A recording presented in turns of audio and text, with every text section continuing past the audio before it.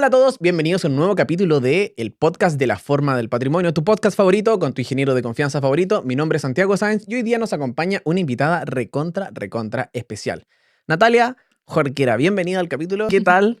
¿Todo bien? Hola Santiago, muchas gracias por la invitación y No, por el adjetivo de especial. especial, patrimonial, ilustre.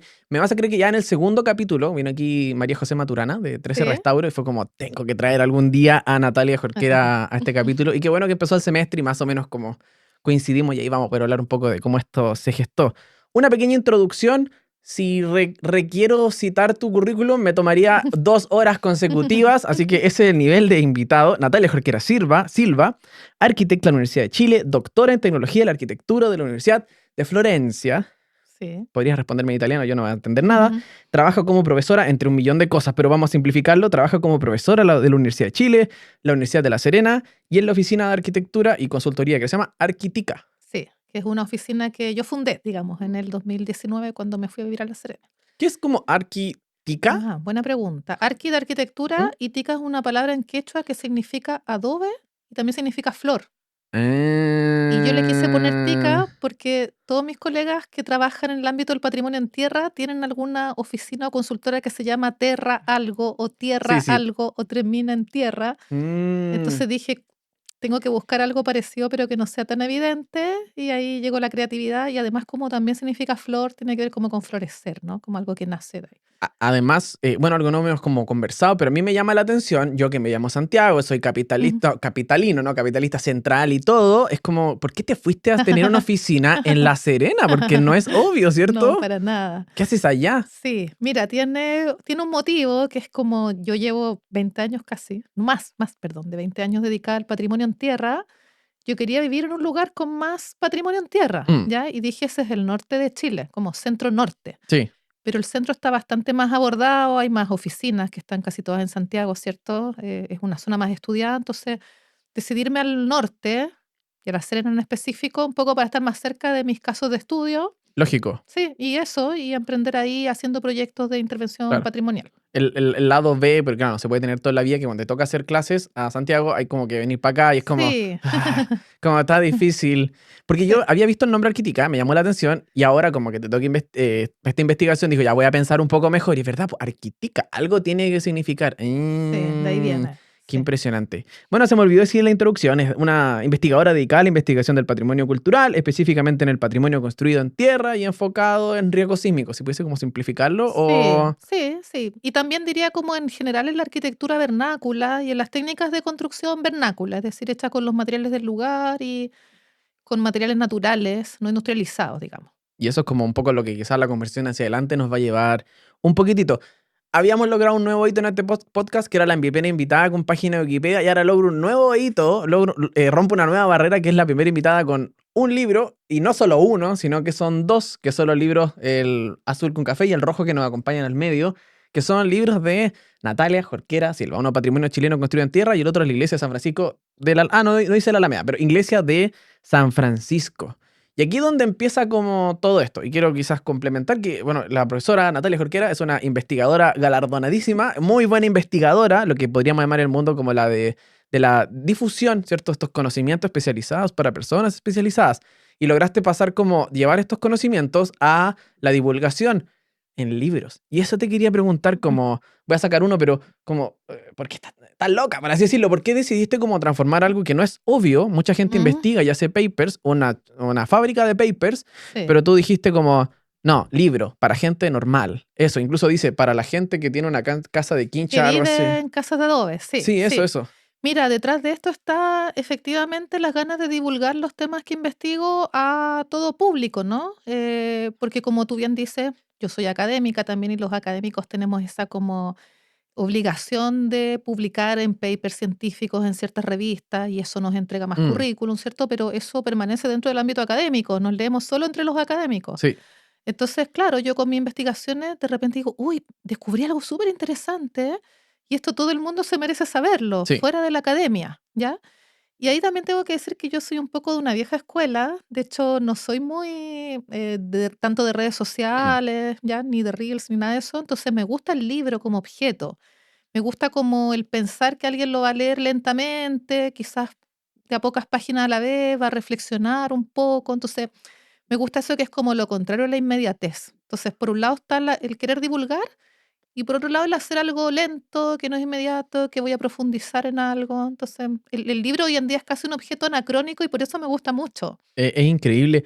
Una pregunta, bueno, entiendo que estos dos libros tienen su historia, vamos a ver Sí, cómo es la cronología, pero estos son como tus primeros libros, ¿cierto? sí. La Natalia Jorquera pre-primeros libros, alguna vez imaginó no solamente escribir un libro, aparte de que sea bueno, y a todas estas cosas como adjetivos que realmente son positivos, y realmente recomiendo el libro, por favor, vayan a comprarlo. Ahora, ¿no te llama la atención de todas formas como ir a la librería Antártica y decir como, ¿qué? Mi libro está ahí, y más encima no un libro como Cazafantasma, como atractivo, como en un sentido general, sino digo, pero hay un libro que yo puedo encontrar, y yo siempre voy a la librería y digo, tiene un libro de arquitectura, y generalmente como que no hay nada, y está como tu libro ahí, y es como, Sí, sí, gracias a Dios que existe este, pero ¿qué tal es tu sí. visión?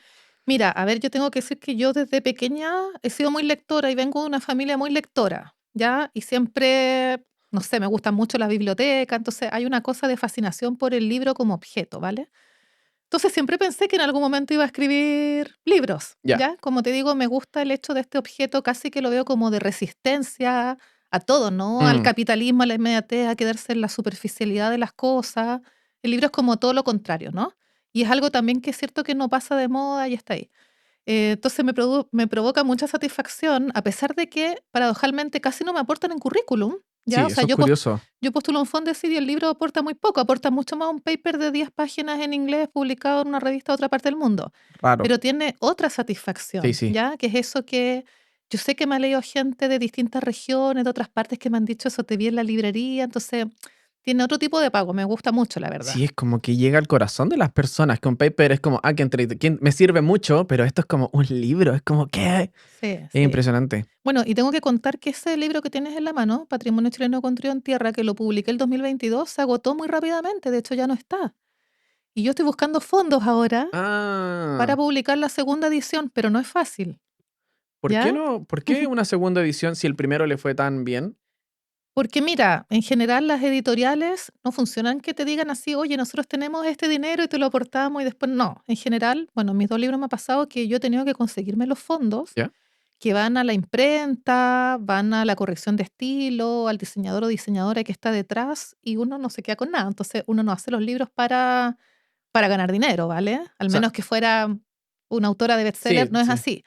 Entonces, claro, a pesar de que se vendió muy rápido y que hay mucha gente que me pregunta dónde lo puedo encontrar y yo digo, ni siquiera tengo ya mi propia copia porque la última la regalé, estoy buscando fondos para hacer la segunda edición. Significa como que, yo no sabía, que la editorial es como que, ya, salvo que te llamara Jorge era Stephen King, pero quiero decir, la Claro, editorial no apuestan por ti, sino que tú inviertes y es como, ojalá esto me exacto. retribuya después, algo así Sí, es como, así, en sí. se- En general, después uno se queda con un porcentaje de las ventas, que es alrededor del ya. 10%, pero que en general las editoriales te lo pasan en libros. Entonces a mí me ha pasado las dos veces que me dicen, acá está tu número de libro, y yo salgo del lanzamiento casi sin libro, porque ya lo regalé a mis amigos, a mis familiares, a las Ah. bibliotecas.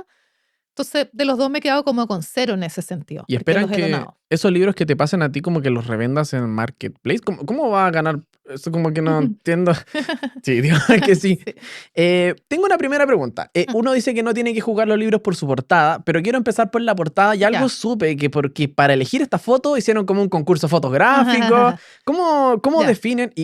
Creo es San Pedro de Atacama antes que la pintaran blanco, No, ¿no? no, esta es la iglesia de Cariquima, que Ah, está en la comuna de Colchane, en la región de Arica, o sea, perdón, de Tarapacá.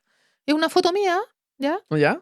Yo tengo un banco de fotos muy importante, tengo muchas, muchas fotos, entonces yo elegí las que me parecían, no sé, las 10 más interesantes como portada y ahí las fuimos discutiendo con la editorial. Mm. ¿Cuál nos parecía más, menos? Yo quería que se notara que era de tierra, Sí, sí, se porque nota. es divertido, interesante que mucho patrimonio construido en tierra en Chile no se nota que es de tierra, porque está Mm. Ah, revocado, claro, está pintado, tiene elementos decorativos, entonces yo quería que se notara que era tierra, claro. ¿cierto? Y que fuera una foto como sugerente, entonces es la iglesia de Cariquima. Yo he tenido mi análisis interno de por qué se eligió. Estos son hipótesis mías, ¿Mm? pero dime que sí nomás. Claro que, bueno, estas como especie como de pinchitos que uno los ve en el norte, que imagino que Sí, son dos adobe dos acostados, y adobes. aquí muestra como el deterioro, que igual. Sí, Y tiene su toquecito, su guiño religioso, porque sí, está todo muy. No es la única forma de construir, pero hay una relación sí, entre el patrimonio de fines religiosos y también construido en tierra, obviamente. sí. Yo tengo que contarte también que dentro de los distintos tipos de patrimonios que hay en Chile, yo tengo una fascinación desde muy joven por el patrimonio andino. A Ujú, mí me encanta el norte andino. Hay algo como en la cultura andina que siempre me ha fascinado, no tiene ninguna explicación ujú, lógica, claro. simplemente es de gusto, desde que me gusta la música, los bailes religiosos. Entonces, dentro de eso, las iglesias andinas son mis favoritas. Las Ah, he ya. estudiado mucho y las sigo estudiando y me encantan, ¿ya? Entonces, tenía que haber una foto de una iglesia andina. Sí, Sí, me parece sí. necesario. Ahora, el título, y a mí me llama como la atención, porque, y lo digo desde mi percepción y mi formación como ingeniero, desde la escuela, pensado como aquí lo único que sirve en este país es el hormigón y el acero, eso como son títulos Ujú. súper sensacionalistas, y yo veo el título y es como Patrimonio chileno construido en tierra. Es como, ¿nos podrías como quizás como explicar como a qué se refiere construir en tierra, que pareciera ser como material para la agricultura, por así decirlo, el Sí, título? ¿A qué se refiere? Porque mi ingeniero de hace 7 años diría como, estas son cosas de hippies, algo así como que, ¿cómo sí, funciona? mira, algo de eso tiene. Sí, sí. Ya. Mira, la tierra es un material que viene del suelo, Mm, ¿ya? Que todos pisamos y con eso se hacen muchas técnicas constructivas, siendo la más conocida el adobe. Entonces, para la mayoría de los chilenos o para gente de todo el mundo, es adobe la técnica que existe. Pero en realidad existen otras muchas técnicas que conforman nuestro patrimonio, como la quincha, como la tapia, como el adobillo, que están construidas con el mismo material en común que es la tierra, que es el suelo. Entonces, patrimonio chileno construido en tierra hace alusión a eso, a que no es solo el adobe, mm. sino que hay muchas técnicas que están hechas con el suelo. Y eso en parte es lo bonito, porque es como si yo no tengo nada a mano, no tengo dinero, no tengo el retail cerca, estoy en un lugar desértico y no tengo materiales, al menos tengo mi suelo, S ¿vale? a mí me impacta Y eso, eso es es increíble. Entonces, ahí está como el ingenio humano, que incluso los lugares más recónditos del planeta y donde pareciera que no hubiera nada, mm.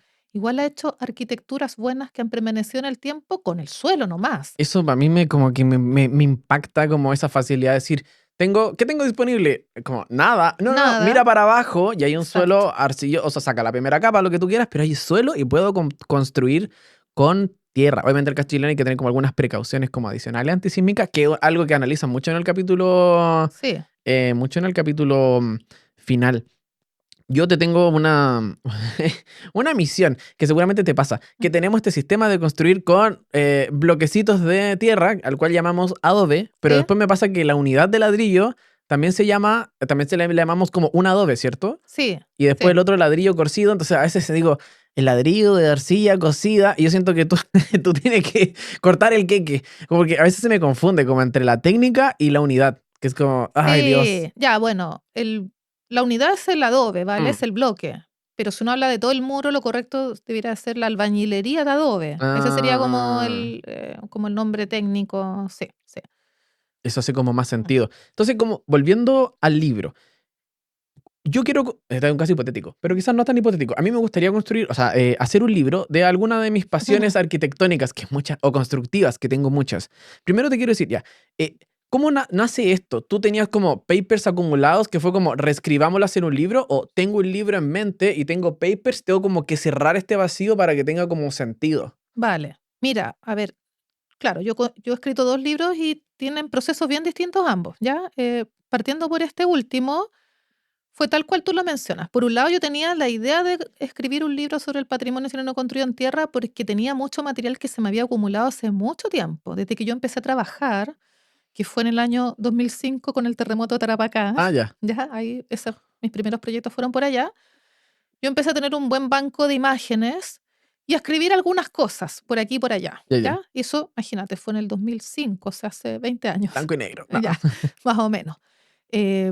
Yo siempre fui guardando fotos, clasificándolas, qué sé yo, y a la par escribiendo. Entonces siempre tenía la idea de un libro y me iba poniendo fechas. Ah, en el 2010 lo tendré, en el 2015, iba Claro, pasando el tiempo.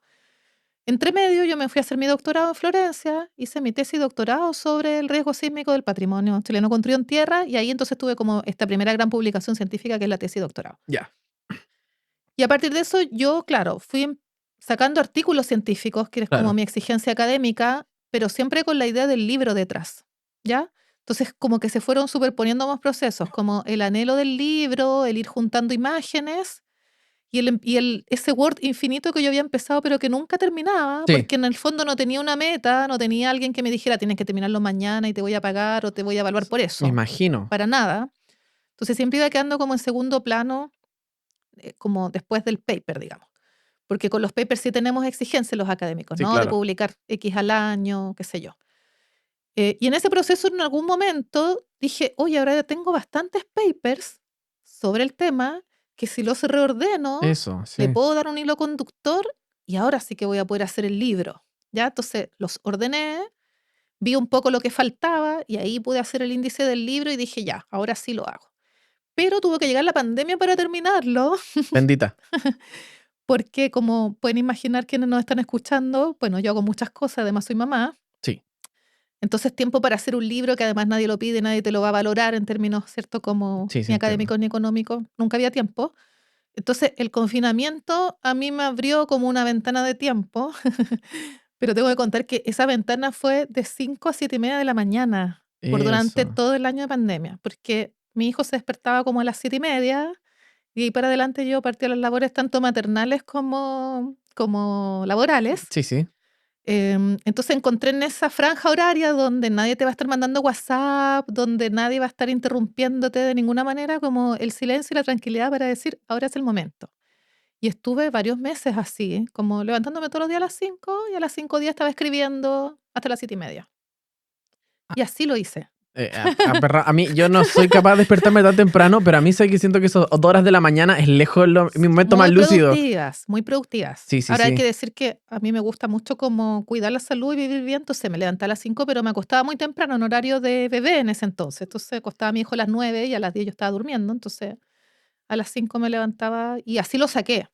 Pero fue como después de este largo proceso, digamos, a fuego lento, de ir reuniendo fotos por un lado, como te contaba, de ir haciendo los papers científicos.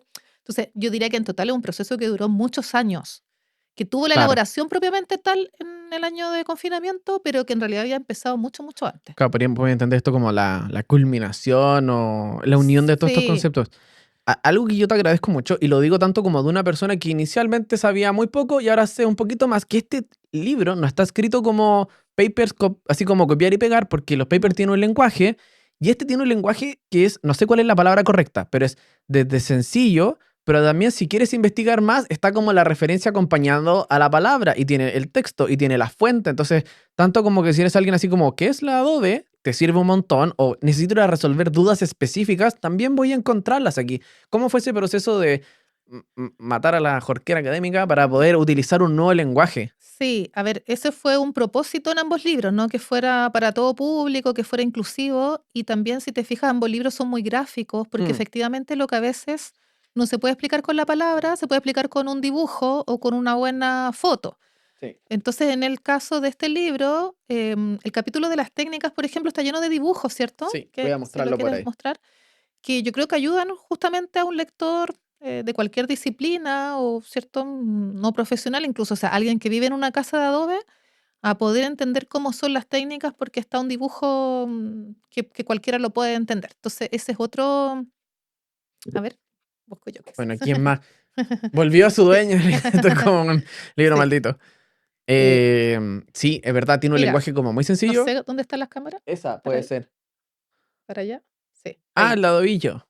Claro. Entonces, ese fue un propósito, ¿no? Como del libro. Si está, por ejemplo, la imagen acá a toda página y también el dibujo acá muy explicativo, incluso con las herramientas, de manera tal que sí, que llegara a todo tipo de público. A mí me interesaba mucho que, como puse en la dedicatoria, alguien que viva en una vivienda de adobe, Mm, o sea, de Arica al Biobío más o menos, ¿no? sí, En ámbito rural o urbano, viera una imagen de acá y dijera, uy, esto se parece a mi casa. sí. Entonces es importante, algo como mi casa aparece en un libro. Y con eso entonces también se desencadenará un proceso de valoración, ¿no? De todas estas arquitecturas como anónimas, sin autor conocido, ¿no? Que muchas personas quizá no le toman el valor hasta que se ven en un libro. Eso, sí. Yo trato de no usar mucho la palabra como puesta en valor porque siento que eso se la dejo como a otro rubro Ujú, profesional, sí, pero eso es lo que está como, yo siento que hace, y a mí me como que yo hace años una vivienda adobe la hubiese mirado así como, paso así como de Mm, largo, como que es una choza, por así mal decirlo. Pero hoy en día las veo y como que me brillan los ojos, no sé si que lo he romantizado por este ujú. tipo de libros, pero está bien, ese es como, eso es lo que tiene, Ese es el ese propósito. es el Sí, sí, propósito definitivo y me sorprende mucho que son como, se parecen bastante a lo largo de Chile, como hay una forma de construir muy sí, importante. sí. Oye, y sobre el otro libro te cuento el proceso porque es muy distinto. El segundo, ¿cierto? Fue escrito mucho más lento, tiene todo este proceso que te digo, yo digo que fue cocinado a fuego lento. Ah, sí, estuvo más tiempo. Claro, en cambio este, que también lo quiero mucho, obviamente, es mi primer libro, este lo hice rápido y tiene un motivo bien, bien distinto. Ya. Este fue resultado de un decir que yo Mm, tuve, de un de iniciación, donde yo estudié los edificios más antiguos de Santiago para entender cómo han sobrevivido a los terremotos, sí, ¿vale? Y en ese contexto, entonces, la iglesia de San Francisco de Santiago, que es el inmueble más antiguo de Santiago y probablemente el más antiguo de Chile, de época colonial, sí. con fecha conocida, digamos, se transformó en el caso de estudio más importante. Mm, Y resulta que, bueno, para el fondo, si yo tenía comprometido los artículos y eso los hice, no era necesario hacer un libro para nada. Pero resulta que cuando yo hice las excavaciones para conocer cómo eran las ya. fundaciones, y estas fundaciones fueron tan interesantes, Sí, ¿ya? Y junto con ello aparecieron hallazgos arqueológicos ahí, pasó que la prensa tomó esta noticia, inventó muchas cosas, sí, sí, ¿vale? sí. Casi que los extraterrestres habían venido a construir las bases de la iglesia.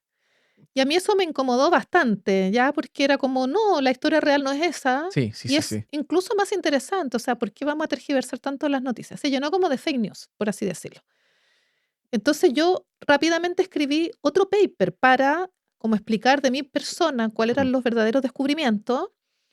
Y ese paper como que me quedó chico, yo dije, no, tengo que escribir un libro como para explicar de verdad lo que yo encontré. sí, sí, entiendo. Y ese libro yo lo hice entre comillas como contra el tiempo, porque sentía, hasta el día de hoy me El rojo, pasa, el sí. rojo. Hasta el día de hoy pasa que me escribe gente y me dice, oye, ¿es verdad que la iglesia de San Francisco la hicieron los incas, más o menos? Y yo digo, no, eso no es Mm, lo que yo descubrí. Si bien había una cerámica, un resto de cerámica inca bajo la iglesia, yo jamás he dicho que la construyeron los incas, ¿ya? Entonces, es como una especie de haber querido contar la historia real detrás de las fake news que se generaron, sí, ¿ya? sí. Aquí está, por si acaso, el tema Esto, bueno, de la cerámica e- y de las cosas que se esto fue la encontraron ahí. arqueóloga Daphna Goldschmidt, ¿cierto? O Aquí, otro capítulo mira, puede ser. aquí la arqueóloga de cabecera que yo contraté para acompañarme en esta fase del Fondesit fue Catalina Soto. Ya. Y Catalina fue con un equipo de arqueólogos, porque los arqueólogos siempre trabajan en equipo. Y Ujú. una de ellas era Daphna Goldsmith, que también tiene su arqueología histórica, ¿no? Sí. Su página. Y otros más, porque como se descubrieron distintas cosas, hubieron arqueólogos especialistas en analizar los clavos porque son metálicos, un Mm, antropólogo físico que analizó un esqueleto que encontramos ahí, porque encontramos de todo en la excavación, en una excavación pequeñita, de verdad aparecieron muchas cosas, puntas líticas, como, bueno, ahí algo mostré, como decía, un entierro también. Entonces se formó un equipo ahí interdisciplinario bastante, bastante interesante. Acá hay unos dientes, ven que son del, del entierro que encontramos. Ah, creo que hay como muchas preguntas que son como difíciles, porque a partir de esto, los entierros, también he visto que hay distintos escritos que es como, no sabemos exactamente qué había ahí, pero había un lugar de relativa importancia, lejos Sí, del casco, el casco sí, histórico. bueno, esa fue un poco la hipótesis que construimos con la arqueóloga Catalina Soto, que para contar también anécdotas que a veces pasan en el mundo académico, con ella después escribimos otro paper Ujú. específicamente sobre eso, que lo encontramos súper interesante y lo mandamos. Ustedes saben que cuando uno manda un artículo a una revista, tienes una revisión por pares ciegos que se llama. Es decir, Sí, te lo revisan personas que no saben en teoría quién eres tú, ni tú claro. quiénes son ellos, ¿vale? Para asegurar la calidad. Bueno, y ese artículo que nosotros encontramos que era súper interesante, nos lo evaluaron pésimamente. Ahí uno dice, seguramente fueron unos chilenos un poco chaqueteros, es triste decirlo, porque fue así como que era muy poco interesante lo que hemos encontrado, que no daba como al lugar para publicar nada de eso, que casi que la investigación no daba lugar, o sea, nos hicieron, voy a decirlo popularmente, pebre. Sí. Y fue súper triste porque un paper uno no lo escribe en un día, o No, sea, no. nosotras seguimos investigando bastante el tema por meses. Pero ese paper no, sí, es después de la revisión quedó en pausa. Y No, no, como. quedamos tan deprimidas que no lo publicamos. Ah, Y ya. eso fue hace 10, 8 años más o menos. Mm, Y claro, a veces pienso, digo, quizás lo hubiera visto otro evaluador y sí. claro, te hace observaciones para mejorar, pero si alguien te dice así como que tu investigación no tiene ninguna relevancia, a nadie le va a interesar. No, pues no Es tiene como que sentido, sí, no, sí. ¿qué vas a hacer, no? Entonces no lo publicamos. Y en realidad ahí lo que nosotros nos preguntábamos, porque a veces, a ver, toda buena investigación parte con una buena pregunta, ¿no? Entonces, es válido, creo yo, hacerse preguntas, más allá que no tengas la respuesta. Entonces, nosotros nos preguntamos algunas cosas que siempre me han dado vuelta respecto a la iglesia de San Francisco, que uno dice, bueno, Santiago colonial, fundacional, estaba entre los entonces dos brazos del río Mapocho, ¿no? Sí, ¿Cierto? El río Mapocho y su segundo brazo que era por la actual Alameda. Y tenía una estructura de amero. La iglesia y convento de San Francisco se ubicó afuera, claro. ¿cierto? De ese Santiago fundacional y además no respetando el damero, porque está puesto como en diagonal, Sí, sí, sí. ¿cierto? Siguiendo la cañada para abajo. Siguiendo la cañada. Entonces ya uno se pregunta por qué se construyó afuera y no adentro, Mm, ¿no?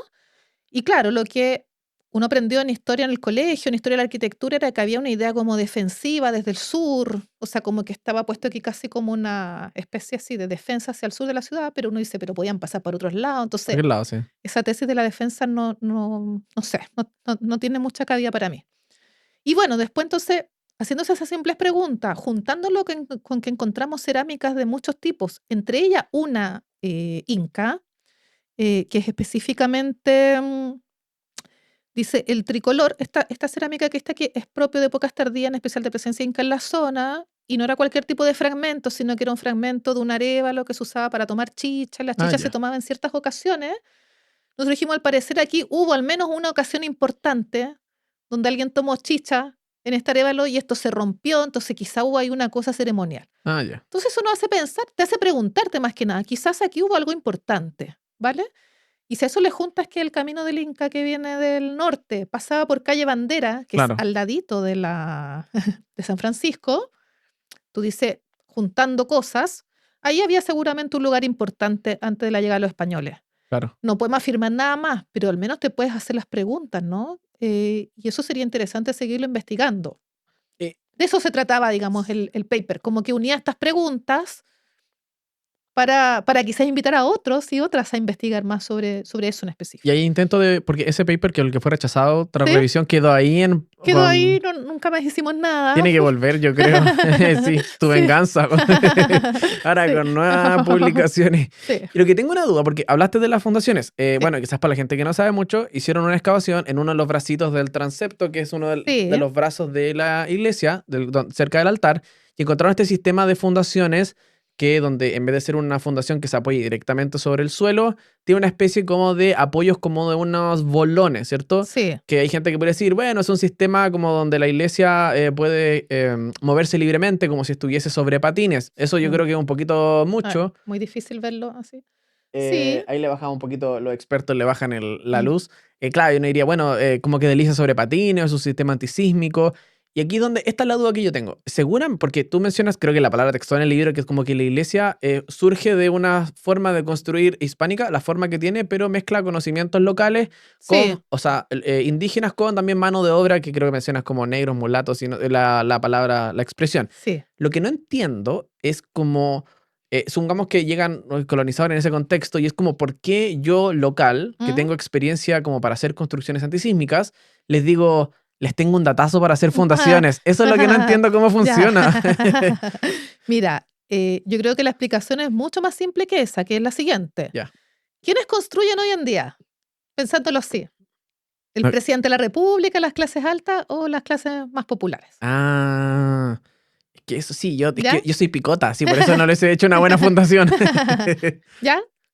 Un poco es así, ¿cierto? El rubro de la construcción, lamentablemente, porque lo podríamos hacer todos y todas, ¿no? Es un arte bonito el construir, es Mm, trascendental, ¿no? Como claro, que nuestra ciudad y nuestra humanidad está hecha gracias a quienes construyen.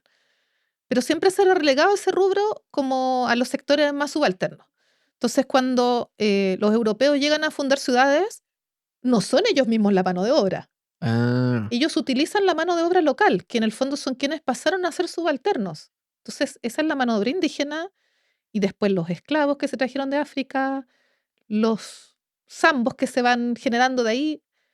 Eso siempre ha sido así. Insisto, lamentablemente, porque yo creo que hay que valorizar el arte de la construcción, sí, ¿ya? Pero al margen de eso, entonces, eran las clases subalternas, ¿cierto? No era Pedro de Valdivia que se iba a poner a pegar, ¿cierto? Un adobe con otro, una no, no, piedra con no. otro. Ellos estaban como en otras cosas, ¿no? Como Política. políticas, Sí. ¿ya?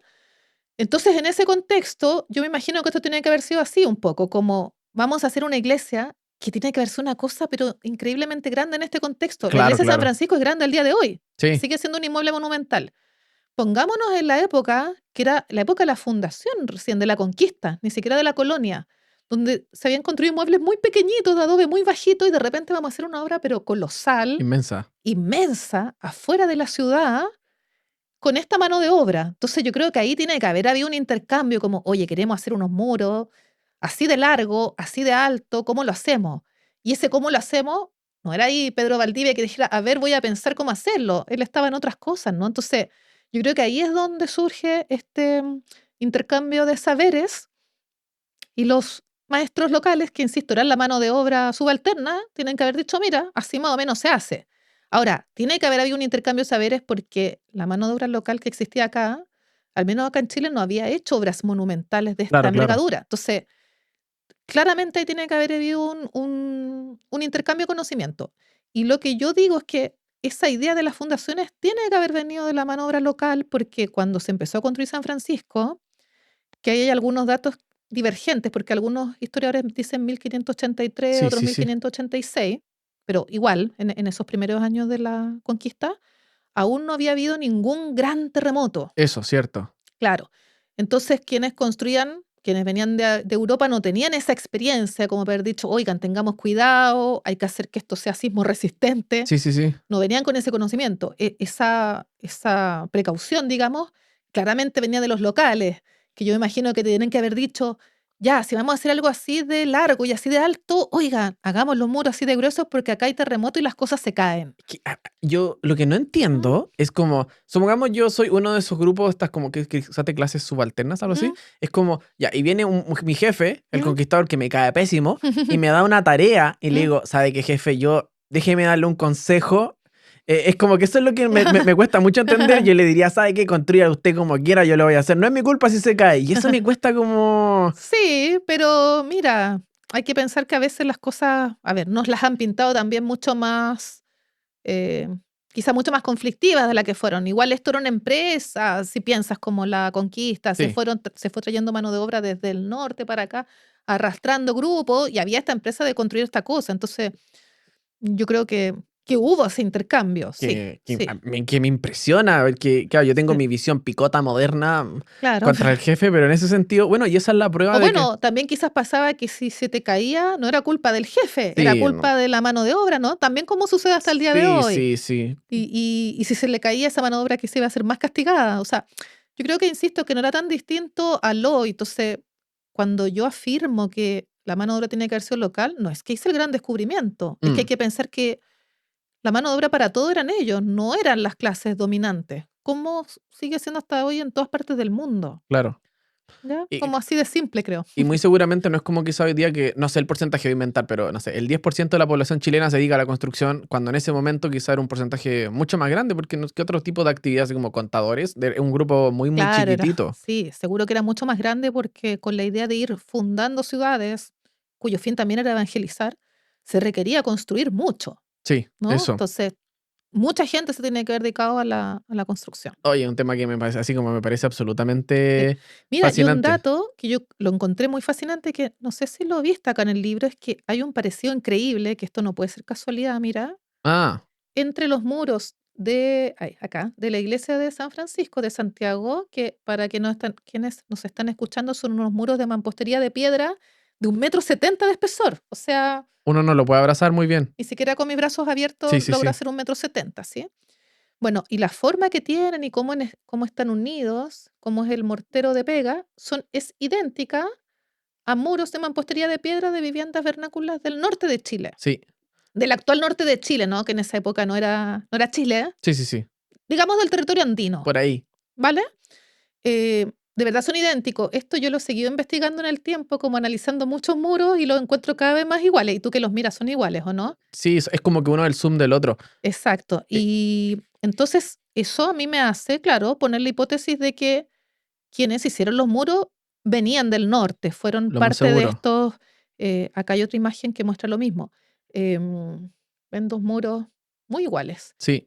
Entonces yo pienso, claro, se venía trayendo mano de obra desde más al norte, se fue como arrastrándose acá, ¿no? Como lo que le llamaban indios yanacona también. Sí, Y ellos tienen que haber venido con el arte de saber construir muros de piedras como gigantesco. gigantes, megalíticos, sí. Algo para poner un poquito en contexto, que mucha gente no sabe que la iglesia de San Francisco, como la vemos hoy en día, no se veía igual hace 50 años, porque estaba revestida completamente de cal por dentro y Sí, por fuera. sí, sí. De hecho, fue un descubrimiento, entre comillas, reciente de los años 70, Sí, que sí, estaba sí. construida en piedra porque, como bien dice, estaba revestida con cal y pintada blanca. Sí, hoy un tema muy bueno. Hablando de unas, que antes que se me pase el tiempo volando, una de tus últimas investigaciones, que el título es largo, pero se llama como Disposiciones de la construcción de adobe durante el periodo, no me lo memoricé, pero algo así, Sí, durante el disposiciones periodo normativas del sobre el uso adobe, del adobe. sí, del uso del Sí, adobe, buenísimo, te recontra felicito, fue como, gracias a Dios alguien hizo este trabajo, no sé si fue quien dedicó más tiempo, si tú, Andrea, pero es una pega, ambas. pero titánica, y yo no sé, Sí, ¿puedes sí. contar cómo fue ese Sí, proceso? mira, a ver, primero contarle a quienes nos escuchan que ese artículo está libre de disposición gratis online. Si ustedes ponen Natalia Jorquera y Andrea Osorio, disposiciones Claro. normativas, el Adobe o Sí, revista IHP, porque se publicó en la revista del Instituto de Historia y Patrimonio de la Universidad de sí, Chile, lo pueden encontrar y leer. Ya, ese artículo es fruto como de un hallazgo, por así decirlo, porque yo, bueno, llevo muchos años trabajando con historiadores, historiadoras locales detrás de ciertas cosas. Esas ciertas cosas siempre para mí son como los terremotos, sí, me sí, sí, gusta mucho los terremotos y el tema de cómo la arquitectura chilena fue mejorando en respuesta a los terremotos, ¿no? Se cayó una vez, sí, la tenían que reconstruir de alguna manera distinta para que no se volviera a caer, ¿cierto? claro, claro. Entonces hay una relación directa, estrecha entre terremoto y mejora de la arquitectura. Bueno, entonces yo le encomendé a Andrea Osorio, mi querida amiga, historiadora que vive en La Serena también, si podía revisar si en las actas de Cabildo con posterioridad al terremoto magno de 1647 habían disposiciones normativas para construir de otra manera, para decir, a ver, ahora haga los muros más gruesos, Sí, ¿ya? Cosas así. sí, sí, sí. Eso yo le encomendé a ella que empezara a buscar. Pero mientras Andrea buscaba eso, empezó a encontrar otras muchas cosas sobre el adobe súper Buenísima, interesantes, sí, sí, sí. buenísimas, casi anecdóticas, como que la ciudad de Santiago estaba llena de hoyos, porque, como expliqué al principio, como el construir con adobe viene de la tierra, que viene del suelo, Sí, sí, sí. para hacer adobe hay que sacar tierra y la gente la sacaba del, El del suelo suelo mismo. nomás, pues. Sí, sí, sí. Entonces Santiago estaba lleno de hoyos, Ujú. ¿ya? Entonces empezamos a encontrar todas estas disposiciones normativas que decían, si va a hacer hoyos, tápelo, Ya, y por eso es ejemplo. algo que no entendí, porque si tengo que, yo hice un hoyo, tengo que tapar el hoyo, ¿de dónde saco tierra para tapar? Ya, ¿Hago un otro hoyo de más allá lejos? Como un error. yo me preguntaba eso Sí, mismo, pues. pero me imagino que quizás lo podías tapar con otras cosas, ¿no? Con piedras, con ramas, qué sé yo, porque eso no lo encontramos. Sí, que es una tontera, pero bueno. Claro, yo me preguntaba lo mismo. Empezamos a encontrar cosas así súper interesantes, ¿no? Como tape los hoyos. O después, bueno, si usted no se ha portado bien o hizo Mm, tal cosa, le voy a dar una multa de que usted me haga 80 adobes y que me los done para hacer edificios públicos, sí, sí, sí. ¿ya? Entonces, finalmente, como digo de manera anecdótica porque estábamos buscando otra cosa, nos dimos cuenta que el acta de cabildo desde muy temprano, desde 1560, o sea, Sí, sí, sí. no menos, no, desde 1546 creo, o sea, a muy pocos años de la fundación de Santiago, ya habían muchas disposiciones normativas sobre cómo producir el adobe, dónde. em, y el adobe entonces fue un protagonista, mucho más de lo que nosotros pensamos, Sí, ¿ya? una locura. Habían multas en adobes, tú podías vender adobes, habían personas que iban a revisar que tú estuvieras haciendo el número de adobes que te habían dado permiso, porque había un número que estaba en directa relación con la excavación, con el hoyo que tú ibas a dejar en el Sí, suelo, ¿no? Después hay disposiciones como, bueno, haga hoyos, pero dentro de su predio, para que Santiago tenga una mínima imagen urbana de decoro sí, y no pues. tenga las calles llenas de hoyos. Entonces, bueno, nada, eso por sí solo fue transformándose en algo tan interesante que, bueno, quienes investigamos y investigamos por amor al arte, en realidad, Claro. porque todas estas son cosas que de verdad no tienen una relación directa con tener más currículum y menos con ganar dinero, cero. Es como que con Andrea encontramos estas cosas y era como, mira qué Sí, sí, interesante. sí. Y en ese mira qué interesante es como no nos podemos quedar nosotras dos solo con este conocimiento, hay que difundirlo a todo público y ahí entonces nos propusimos hacer ese artículo. Sí, o sea, yo partí como con semi expectativas. Dije, bueno, he leído muchas cosas de Natalia Jorqué. Dije, bueno, qué cosa más nueva, pues. Y después dije, no, esto no puede ser. Porque un gran error que yo no sabía era creer de que la gente así como que era tierra de nadie y la gente hacía su adobe y era como un problema. Y está todo absolutamente, pero reguladísimo. Sí, increíble, habían pregones, ¿cierto? Que decían cómo eran los adobes, como viste en el artículo, habían lugares determinados, como que la gente sacaba tierra de la actual Alameda, Sí, sí, de la sí. Cañada, de la Cañada de la Chimba, la Mm, Rimapocho y del Cerro Santa Lucía. Eran los lugares predilectos. Entonces, es súper interesante pensar como una avenida como la Alameda, hoy día, sí, ¿cierto? sí, sí. Principal arteria de la capital, y que durante la República fue el lugar donde el paseo de la lid chilena y de los grandes palacios, ¿cierto?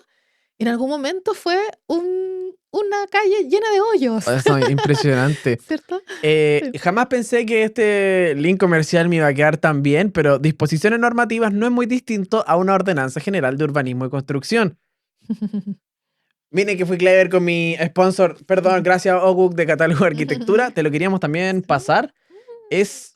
Bueno, no hay spoilers aquí, el capítulo que está asociado de la OGUC, todo de forma gráfica, asociado a la construcción, aparece el Adobe. Obviamente creo que es como Mm, categoría F, después vamos a hablar un sí, poquito sobre eso, sí, sí. sí, sí. Muchas Eh, gracias. es impresionante porque yo cuando veo fotografías, la respuesta no es fácil, pero yo cuando veo fotos antiguas de Santiago, que hay fotografías como de 1860 en adelante, fotos, no de avión, pero aéreas como desde las torres. Ah, y nada que ver, antes que se me olvide, me imagino que cuando la iglesia de San Francisco se construye, más o menos se termina a principios de 1600, probablemente se veía desde la Alameda, o sea, desde la Plaza de Armas, ¿o no? Sí, claro. Así, pero es que, Porque no, todo lo demás era de un piso. Entonces, por eso claro. digo que este era un hito, pero una construcción colosal. Me Se veía de todos cuesta, lados, me sí. cuesta imaginar, bueno, esa es la idea de las torres y todo, pero me cuesta mucho imaginar así como ahí se ve la San Francisco como ha cambiado mucho. Entonces ahí voy, porque yo cuando veo fotografías de Santiago, y mi Santiago ahora romántico del Adobe dice, pero mira todas estas viviendas maravillosas, así como la Posada del Corregidor, más o menos, pero por todos Mm, lados, o de un piso. Y uno dice como, hoy día ya no queda nada, y en casco histórico creo que hay como 4 viviendas de Adobe, nomás todo lo que sí. queda. Es como, hoy en día las protegemos como con el alma, pero como que, ¿qué pasó? Quizás nos dimos como, no es fácil, pero quizás nos dimos cuenta muy tarde. ¿Qué es como lo que ocurre? Mira, a ver, esto es como son unas reflexiones que yo he hecho. Siempre nos han hecho creer que el adobe se cae y ha perecido por los terremotos, ¿ya? Mm, Porque Chile es un país muy sísmico. Pero yo más investigo, más me convenzo de que no ha sido así, ¿ya? Entonces yo creo que las construcciones con adobe se fueron reemplazando simplemente por las transformaciones urbanas, porque los chilenos tenemos algo como intrínseco en nuestra idiosincrasia, que es que siempre queremos transformar las cosas, ¿no? Como que nos dan una vivienda y al año le cambiamos la cerámica, el balcón, el color. Ya, hay como una cosa de la transformación. Y yo creo que esas transformaciones urbanas sobre todo se dieron como para el centenario de la patria, para 1910, claro. porque hay que pensar que Santiago construir un adobe era todo muy bajito, todo de Sí. un piso, entonces era muy poco denso, ¿ya? Mm, Y las viviendas eran grandes, ocupaban, ¿cierto?, los solares, un cuarto de solar. Entonces, en algún momento, por un lado, yo creo que pasó, es el centenario de la patria, ¿cierto? Estamos en plena república, hagamos edificios más monumentales de 2 o 3 pisos, vamos reemplazando las casitas chiquititas, ¿ya? Vamos densificando. Entonces, es como cuando hoy en día en otras comunas todavía quedan casas de un piso de villa y se las compran las inmobiliarias para hacer edificios de 20 pisos porque quieren densificar. Yo creo que eso mismo pasó a principios del siglo pasado, para el centenario de la patria, en 1910. claro. Eso hay que cruzarlo con que llegaron los materiales industrializados muy fuertemente, ¿cierto? A fin del siglo XIX llega el hierro, después llega el Ujú. cemento, ¿cierto? Y con eso también llegan las normativas a propósito de esto, ¿cierto? Doble sponsor. Doble sponsor. Em, y las normativas en todo el mundo se crean de la mano de los materiales industrializados que vienen estandarizados, Sí, ¿no? Como el hierro viene con tales características estructurales, estandarizadas con estas prestaciones, por lo tanto es adecuado para hacer edificios que se pueden calcular. sí, Entonces yo digo que por un lado hubo este proceso de transformación urbana que se quería hacer una arquitectura más de estilo, más alta y más densa, ¿cierto? Para que la ciudad no fuera creciendo infinitamente, sino que se densificara. Y por otro lado está este tema normativo y de arriba de los materiales industrializados que fueron reemplazando lo otro. Y eso fue haciendo entonces que las viviendas de adobe de un piso, muy bajitas en el sí. fondo, se fueran botando, se fueran demoliendo. Entonces, soy una convencida que no han sido los terremotos, hemos sido nosotros mismos como Nosotros. sociedad que los fuimos demoliendo, Botan- reemplazando, ¿sí? Bueno, y también quizá decir que antes de esta llegada a los materiales a finales del siglo XIX, nuestras versiones de Adobe ya eran antisísmicas en el sentido de que habían pasado por muchos procesos de adaptación, seguramente como las primeras viviendas de Sí, Adobe que construye como Pedro Valdivia, tras el ataque del cacique Michimalonga, así, seguramente sí. esos Adobes eran un poquito más, los muros eran un poquito más esbeltos, quizá eran vanos más grandes, y estos como, los Adobes que quedaron vivos quizás hasta finales de 1800 eran como Sí, bien construidos. exacto, sí. Como dije hace un rato, siempre ha habido esta dialéctica con los terremotos, entonces efectivamente de las investigaciones que yo he hecho fue pasando eso, ¿no? Como de a poco los muros se fueron haciendo más gruesos, en las edificaciones más grandes aparecieron contrafuertes, empezaron a aparecer refuerzos de madera, Sí, ¿cierto? Y hay un momento en que se llega, se dice como esta arquitectura robusta, ¿no? Como muros sí, gruesos, bajita, como resistente a los terremotos. Entonces, efectivamente, esa arquitectura de fines del siglo XIX venía con esa experiencia de los terremotos y por lo tanto ya no se caía, pero fue reemplazada. Sí. sí, un proceso gigantesco. Yo te quería, se me olvidó, quería, lo dejé en el tintero, pero eh, como cuál es el futuro quizás de la construcción en tierra? No, no como uno predica el futuro, pero quizás como tus aspiraciones de que la gente también piense como el adobe como una alternativa de vida o que solamente lo que queda ya se conserve bien, porque uno pensaría que yo como que las construcciones de adobe es como lo que quedó ahí nomás Mm, y hay que mantenerlo, si no lo toquen por favor y ojalá no tiemble.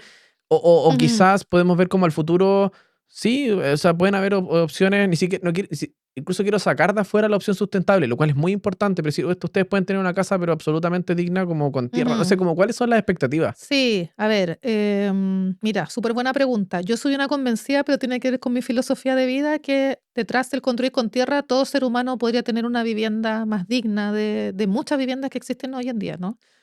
Y estamos en una época en Chile que hay mucho déficit habitacional, es decir, hay más personas que viviendas, muchas personas sin vivienda, Sí, ¿cierto? Y vemos que todas esas personas así a veces construyen con descarte de la construcción en pésimas, viven en pésimas condiciones, ¿no? Y yo creo que, claro, con ese suelo, nosotros todavía nos podríamos construir todo ser humano una casa digna, con muros gruesos que al menos no vayas a pasar ni frío ni calor. mm, ¿Ya? Entonces, yo creo que hay una cosa ahí como democrática que se debiera enseñar como idea a todos los seres humanos. Es como si usted no tiene cómo vivir, al menos se podría hacer una casa con su propio suelo de tales maneras, ¿cierto? Uno podría dar como algunas disposiciones normativas para allá iba un poco, sí, sí, sí. con muro de este espesor y esta altura, con ventanas máximo así, o sea, con algunas reglas del juego para que igual fuera más o menos segura y tú pudieras construirte como un derecho humano fundamental. Claro, una pregunta Em, que quizás mm, no está la respuesta, pero digamos, ya yo necesito que me dejes una casa de, no sé, voy a decir 100 metros cuadrados, que las casas son harto más grandes que los departamentos. Ya, entre 50 y 100 metros cuadrados, una cosa así. ¿Sería muy caro hacerlo en Adobe? Había contratado un maestro seguramente, ujú. pero ¿sería muy caro? Ya, mira, lo que pasa es que ahí, y esta es como la segunda parte de la respuesta, como la tierra es un material con el que se pueden hacer distintas técnicas, ¿cierto? Distintas formas de construir. Claro, el adobe es una, Mm, ¿no? Que me pone sí, ciertas restricciones de espesor de muro, sobre todo, de elaboración. Pero hoy en día existen muchas otras técnicas que pueden usar la tierra y algunas súper contemporáneas. Entonces, el costo que tú me preguntas está en relación a eso, ah, ya, ya. ¿ya? Porque, no sé, en Chile hoy en día, bueno, colegas queridos míos, construyen incluso con estructuras de acero y las rellenan con tierra, Sí, la he ¿ya? visto, sí. Y es una forma contemporánea, entonces tiene sus costos específicos. Si yo lo hago en madera con tierra, tiene otros, ¿ya? Con mi oficina arquitecta hemos construido varias cosas con estructura de madera y rellenos de tierra, Ujú, y claro, con costos relativamente inferiores a una construcción de, no sé, bloques de cemento, claro, ladrillo, claro. ¿ya? Em, pero también hay otras dificultades que hay que sortear ahí, ¿no? Porque la tierra también tiene que haber mano de obra que la saca, que hace las excavaciones, que la tamiza. Entonces, tampoco hay que pensar que es gratis 100%, No, hay que ¿ya? pagar, claro. Pero puede tener costos inferiores, sí, a otros sistemas tradicionales. Y hoy en día, ¿dónde se capacita a la gente que, porque uno si quisiera pensar que esto se industrializa en el sentido de que vamos a construir muchas viviendas de adobe, me imagino que hay que preparar a esos maestros que sé que Sí. existen, pero ¿quién los capacita? O es como, Mira, mi experiencia propia y también de algunos colegas que construyen con tierra es que uno mismo capacita a los maestros. Ya, la cuadrilla que nosotros tenemos con mi oficina arquitecta, nosotros mismos la hemos capacitado. Y ahí como anécdota, algo que nos ha pasado a todos, es que siempre los maestros parten al principio diciendo, pero no, pero ¿cómo se le ocurre construir con tierra si sí, hoy sí. día se pueden hacer casas de metal qué sé yo? Pero después que ven el primer resultado y que les quedó bien, Mm, y que, oye, qué rica la temperatura y la acústica y los muros igual quedaron súper lisos, les empieza a gustar y después ellos se empoderan. Y lo que quería decir que siempre tiene que ver con la democracia para mí, es que algo bonito de construir con tierra es que las técnicas en general son muy fáciles sí, sí, y una sí. vez que tú las enseñas y las personas aprenden muy rápido y después se empoderan. Entonces, ahí quiero volver a poner ese tema de que creo que todas las personas podrían tener una vivienda digna si construyeran con tierra, de buena manera, ¿no? Sí, claro, claro. Respetando ciertas reglas. Entonces, los maestros que yo conozco, en general, claro, lo hemos capacitado nosotros mismos, las personas que trabajamos en esto. Pero también hay que decir que en Chile todavía quedan personas que saben construir con adobe, en territorios rurales, Claro, más claro. de los que uno piensa, ¿ya? Entonces, por ejemplo, los maestros que nosotros tenemos, ellos no sabían construir con tierra y al principio eran como desconfiados, pero eran hijos de maestros que se habían Ah, ya, construido con ya. adobe. Ya sabían. Entonces, no le eras tan ajeno. No, es impresionante. Y al final, bueno, yo no viajo tanto por Chile, pero a la cuarta región me ha tocado ir bastante y viajo ahí Ujú, y digo, pero este está lleno de adobe, qué ujú, impresionante, nadie me dijo. sí. Así que entiendo la decisión de viajar de ir a dedicarte Ujú, profesionalmente al norte. Hemos tenido un ujú, capítulo que se pasa volando, ujú, ¿cierto? Sí, no, esto sí. debiese durar 2 horas. Y estoy Ujú, tan ujú, arrepentido de grabar una ujú, sola hora. Ha sido un viaje especial. em, bueno, te quiero felicitar bueno, no, por todo, por tu ujú, currículum, tus disposiciones normativas. ujú, Ah, bueno, aquí te quiero decir un semi-chiste que tengo interno. Ustedes valoran mucho La Serena, el Arquitica, todo, todo, todo. ujú. Pero cuando ustedes ponen en los papers, les gusta poner harto. En la ciudad de La Serena, entre paréntesis, la segunda ciudad más antigua de Chile. Y Ah, yo me doy cuenta de esos sí, sí, sí, guiños sí. como de patriotismo Sí, sí, serenístico. Sí, sí. No, sí, está bien sí, recordarlo de todas formas, pero me sí. doy cuenta, digo, sí, son ustedes dos. Así que los agradezco. O sea, a usted y a todo el equipo de Arquitica, la verdad, también a David ahí les mando un saludo Muchas gracias a eh, ti. por el tremendo trabajo. Estamos esperando el próximo libro, que no quiero saber nada, pero Sí, todavía, pero se viene un próximo libro pronto. sí, eso, Digamos que ya lo tenemos casi listo. Es un libro colectivo, ¿sí? ya, ya, sí, sí, sí. Si puedo hacer un poco de spoiler, siempre con Andrea Osorio, que es la historiadora con la que escribí el artículo, y Francisco Mamani, Ah, que es un historiador del arte que tam- también lo debes conocer, bastante influencer. sí, sí, lo conozco, sí. Entonces estamos haciendo un libro con varios autores sobre la historia de la construcción en el periodo colonial. Claro, Y está casi listo, la verdad. O sea, ya pasó por un proceso de revisión de pares, lo estamos compilando y debiera salir este semestre. vamos a estar, pero muy atentos. Y ojalá que esté ahí Librería Antártica. Ujú. Espero. Así que muchas gracias por venir. Ha sido un tremendo capítulo. Me quedo con ganas de seguir hablando, eso sí. Muchas gracias a ti por la invitación y también por la tremenda labor de difusión que haces Un sobre placer. nuestro patrimonio. Un placer. Bueno. Hace 2 años inventé que el agosto era el mes del Adobe, pero después este agosto llegó muy rápido y no alcancé a hacer Ajá. nada, pero bueno, volver el próximo agosto más fuerte que nunca. Sí. Así que muchas gracias. A Muchas ti. gracias a todos también por estar esta hora que se nos ha pasado a todos volando. Nos vemos el próximo capítulo con un nuevo invitado, así que dejen en los comentarios qué les gustaría que venga el próximo capítulo del podcast. Chao, chao. Chao, chao. Muchas gracias por escuchar. Gracias si siguen ahí. Muchas gracias.